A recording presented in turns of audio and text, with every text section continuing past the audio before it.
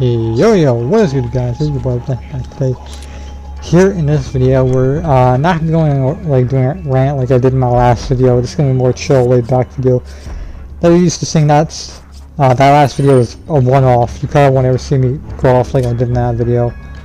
If you want details and as to what that video is, I'll link a card to that video, probably like a minute and 30 seconds. So I appreciate it if you watch the entirety of this video. Helps the video all out, helps me a lot, helps the channel out.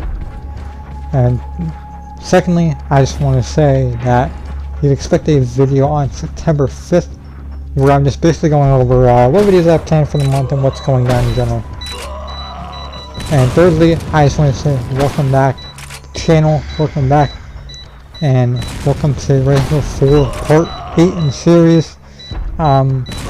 Today I'm going to be going over some of my gripes with WWE and how I've kind of fell out with it and started getting back into it recently.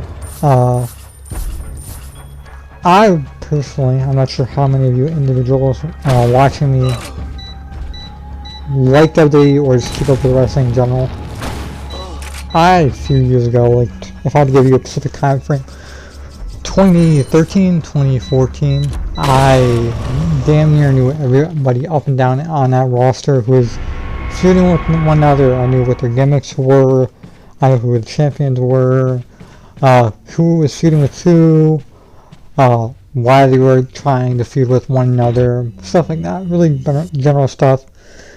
The last actually genuinely interesting storyline to me, at least for the main roster, I want to make that very clear,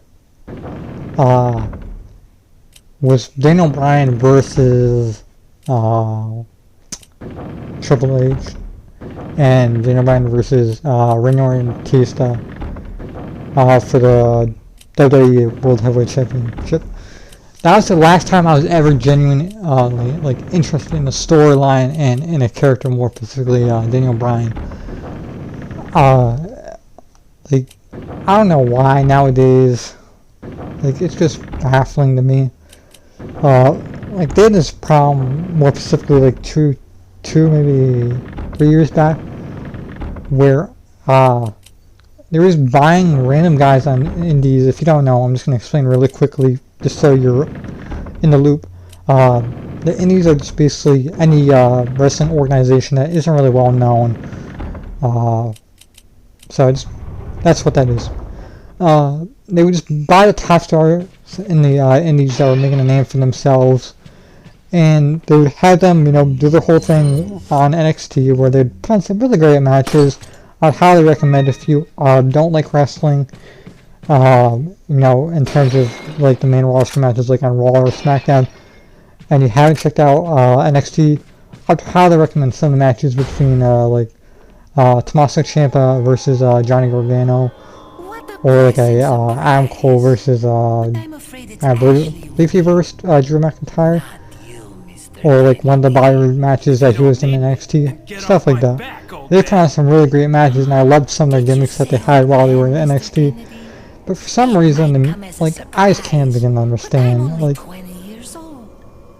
WWE has this weird problem that I can't begin to try to wrap my head around. But the basic gist is, from what my understanding is, that there's not the story writers in the back or the person doing the gimmick. It is mainly Vince McMahon himself that ends up ruining the characters, having them doing stupid stuff. If I had to give you an example, Roman Reigns was having this weird feud with Baron Corbin, where it ended with him beating Baron Corbin, and him for some reason pouring dog food all over him. That's really weird and nonsensical, and it just made me shake my head. WWE just has this weird problem where it just doesn't know how to continue the gimmicks and give whatever the top stars that they're obviously trying to push. Since obviously John Cena and part-timers like Brock Lesnar aren't going to be around forever. They don't know how to give the new guys anything meaningful to do in terms of like, they don't give him a meaningful storyline like him trying to compete for the WWE Championship or United States Championship. You know, make him try to do something like try to make the United States Championship relevant again. Like one of the things I liked in the little mini storyline with John Cena is that he used to come out every week and he would do this United States Open Challenge, and you legitimately did not know who was coming out of the back, whether it be a main roster guy or one of the guys from NXT, like Sami Zayn, Kevin Owens, people like that. I really like that, and I honestly wish they would almost continue that. They have this thing where they would sometimes put these guys in matches where they have a guy that's shooting with one another, and they're trying to obviously promote them and have them go to the pay-per-view to obviously decide who is the better man and whatnot for the title, or just for bragging rights more or less. And they would have that match 3 to 4 times and do weird, stupid, nonsensical things like let's say the heel hits him with a low blow while the referee is distracted or is knocked out outside the ring. The referee will get back up after he's got done hit with a low blow on the guy he's facing, pin him. That would be the match. Next week the guy he's facing gets counted out, and it would just be weird, stupid, screwy stuff like that where it's like, okay, I would much prefer one singular match before the pay-per-view, whether that's at the beginning of the week or at the very end, like the last week before the pay-per-view, where it's just one singular clean match or one weird, stupid, screwy finish instead of 3 or 4 of them. And you're like, okay, we get it, you're trying to draw out this feud, and you're trying to have stuff like, oh, hey, this guy is so-and-so, haven't had a fair match, so we don't really know who could win in a match if everything's fair and legal. And also, like, they don't give these guys clear defining goals.